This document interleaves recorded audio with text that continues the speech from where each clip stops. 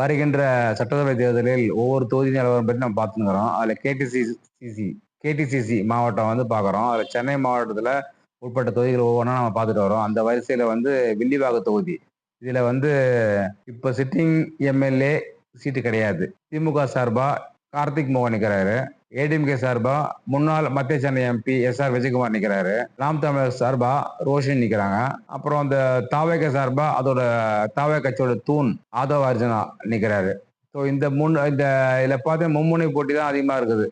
இந்த தொகுதியை பொறுத்த வரைக்கும் மொத்த வாக்காளர் எண்ணிக்கை 1,59,764 ஓட்டர்ஸ் இருக்கிறாங்க. இந்த தொகுதியில வந்து மோஸ்ட்லி வந்து ஸ்போர்ட்ஸ் லவிங் பீப்புள்ஸ் உள்ள தொகுதி அது. வில்லிவாக்கம் ஃபுட்பாலா இருக்கட்டும், பாக்ஸிங்கா இருக்கட்டும், ஹாக்கியா இருக்கட்டும், கபடியா இருக்கட்டும், இந்த ஒரு ஸ்போர்ட்ஸும் ரொம்ப லைக் பண்ணி ஆடக்கூடிய நபர்கள் உள்ள தொகுதி அது முழுக்க.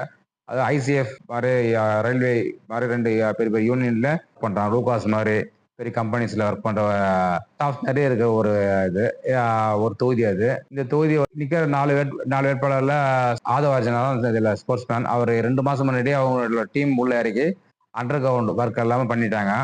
இந்த தொகுதியில மட்டும் தான் வந்து பணப்புழக்கம் அதிகமா இருக்குது. டிஎம்கே கார்த்திக் மோகன் செலவு பண்றாரு. அவரை காட்டிலும் வந்து தாவேக்காவோட ஆதவ அர்ஜுனா செலவு பண்றாரு. ஏடிஎம்கே சார்பா விஜயகுமாரும் ஓரளவுக்கு செலவு பண்ணி போட்டி போடுறாங்க.